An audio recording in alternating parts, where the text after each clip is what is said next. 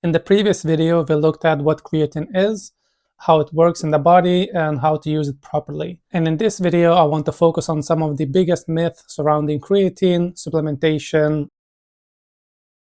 Now let's address some of the biggest myths around creatine. One of the most common concerns is that creatine damages kidneys. In healthy individuals, research consistently shows that creatine supplementation is safe when taken at recommended doses. There are hundreds of studies examining creatine safety, and there is no evidence that it causes kidney damage in healthy populations. However, individuals with existing kidney disease should always consult a medical professional before taking any supplement. Another myth that creatine is a steroid. Creatine is not a hormone and has nothing to do with anabolic steroids. It is simply naturally occurring compound that your body already produces and that you also obtain from food. Another common myth is that creatine causes dehydration or muscle cramps. Interestingly, research has actually shown that creatine may improve cellular hydration rather than cause dehydration. And finally, some people worry that creatine causes fat gain. Creatine itself can cause a small increase in body weight, but this is typically due to increased water stored within the muscle cells and sometimes increases in lean muscle mass over time. Another myth that has become really popular online is that the idea that the creatine causes hair loss. This belief mostly comes from a single study conducted in rugby players that looked at how creatine supplementation affects the hormone levels, specifically a hormone called DHT, which is linked to male pattern hair loss. In that study, researchers observed an increase in DHT levels after creatine supplementation. However, there are a couple of really important things to understand here. First, the study didn't actually measure hair loss at all, it only measured the hormone level. Second, the results from that study have not been consistently replicated in later research. Since then, a large number of studies have investigated creatine supplementation, and currently there is no strong scientific evidence showing that creatine directly causes hair loss. Hair loss is influenced by many factors such as genetics, age, and hormonal sensitivity, and creatine has not been clearly shown to play a direct role in that process. So while the idea spread quickly online, the current body research does not support the claim that creatine causes hair loss.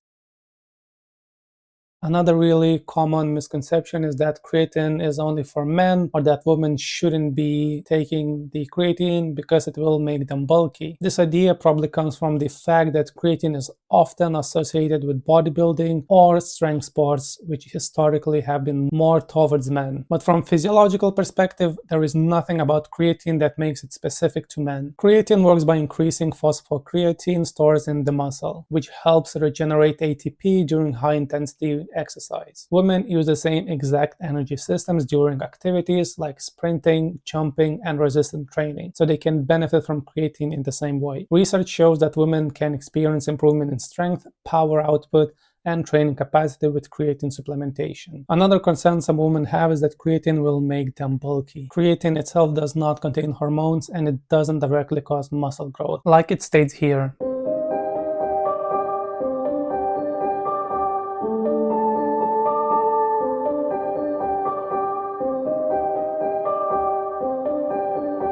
It doesn't magically build muscle without a proper training stimulus. As you can see here in this video, before and after, you can see that she's wearing different clothing, especially at her bottoms. You can see there is paddings around her glutes that uplifts her glutes and make it more defined rather than before. And at the same time, as you can see in the top, she's wearing completely different top. And also there might be some padding or even tighter fit that would uplift her whole looks. So be very careful what you see on the social media and be very careful who do you trust. Let's break down this properly. First of all, creatine does not contain hormones. It is not anabolic, it's not a steroid, and it doesn't directly cause muscle growth by its own. What creatine actually does is help your muscles produce energy more efficiently during high intense exercise. So things like lifting weights, sprinting, or any explosive movement. It works by increasing phosphocreatine stores in the muscle, which helps regenerate ATP, which is your body's main energy source for short, intense efforts. So what does that mean in practice? It means you might be able to do an extra rep, lift slightly heavier, maintain higher intensity during training. And over time, that can contribute to better training adaptations. But the key point is,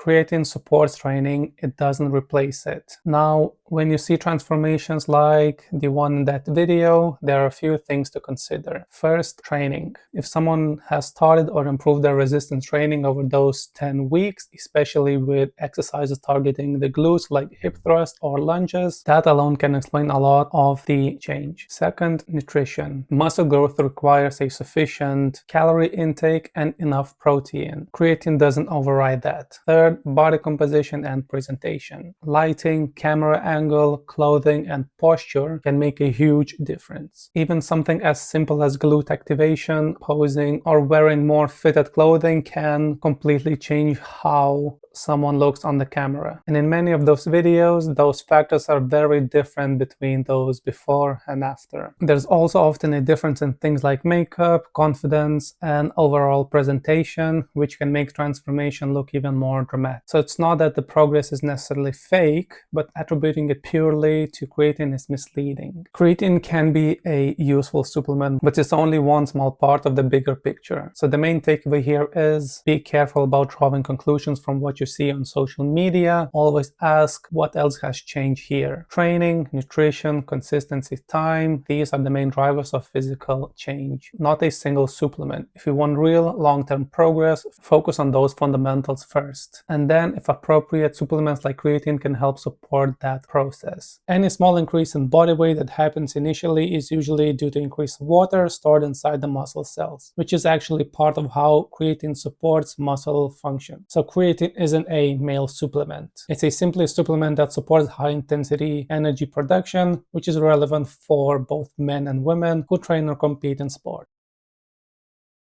One of the most common questions is how old you have to be to start taking creatine. Well, if you look at the back of the tube of creatine, it usually says not for use by individuals under 18. But if you look at the actual science, the answer is a bit more nuanced. Major medical groups like the American Academy of Pediatrics generally advise against it for any under 18. Their reasoning isn't necessarily that it is dangerous, but rather than we don't have enough long-term studies specifically on teenagers to be 100% certain. They prefer a better safe than sorry approach. However, many sports scientists and organizations like the International Society of Sports Nutrition have a different take. They argue that creatine is safe for healthy adolescents who meet a few specific criteria. 1, they are serious athletes involved in supervised high-level training. 2, they already eat a balanced diet and aren't using supplements as a shortcut for bad nutrition. And the last point, they use a pure tested version, so creatine monohydrate, and stick to the starting dose, usually 3 to 5 grams a day. The bottom line, there is zero evidence that creatine stunts your growth or messes with your hormones. It's a naturally occurring compound that your body already makes. But because your body is still developing, most experts agree you should talk to your doctor or a sports dietitian first if you are under 18. It's also vital to make sure you are buying a product that is a third-party tested, so look for the Informed Sport or NSF logos to ensure there are no hidden nasties or contaminants in the powder. Now here's the part that most people miss. Creatine isn't just for your biceps. It's actually brain food. Just like your muscles, your brain is an energy hog. It's consistently burning through fuel to keep you thinking, focusing, and reacting. Just like we talked about your muscles, your brain cells use ATP to power those thoughts. Think of your brain like a high-performance laptop. When you are well rested, it runs smooth. But when you are stressed, exhausted, or pulling an all-nighter, that processor starts to lag. Recent research suggests that topping up your creatine levels can actually help your brain to recharge its batteries during those high stress moments. We're talking about situations like total sleep deprivation when you're running on fumes, mental burnout from a long day of work or study, or rapid-fire decision-making under pressure. In these moments, creatine helps with your memory, reaction time, and how fast you can process information. Now, to be clear, a scoop of creatine isn't going to turn you into Einstein overnight, but for athletes in fast-paced sports like football, basketball, or rugby, where you have to make a split-second decision while you're physically exhausted, that mental edge is a game changer. So while most people take it to look better in the mirror, the science shows it's just as much about staying sharp when the pressure is on. The potential cognitive benefits are an increasing area of ongoing research. Like any supplement, creatine isn't completely necessary. Good training, proper nutrition, and adequate recovery should always come first. But if those foundations are already in place, creatine is one of the few supplements with strong scientific evidence supporting its effectiveness. It's safe, relatively inexpensive, and can provide meaningful benefits for athletes involved in strength, power, and high-intensity sports. If you train regularly and want to improve your performance in the gym or on field, creatine may be worth considering as part of your overall training and nutrition strategy. And as always, supplements should support a well-structured training program, not replace one. Creatine is actually one of the most studied supplements in sports science, with over 500 to 1,000 research papers investigating its safety and effectiveness. Hopefully this video helped clarify some of the common myths and misconceptions around creatine supplementation. If you found this useful, feel free to like the video and subscribe for more content around strength and conditioning, injury prevention, and evidence-based sports performance. And if you have any questions about creatine or other supplements, drop them in the comments and I'll try to cover them in the future videos. Thanks again for watching another video, and I'll see you in the next one.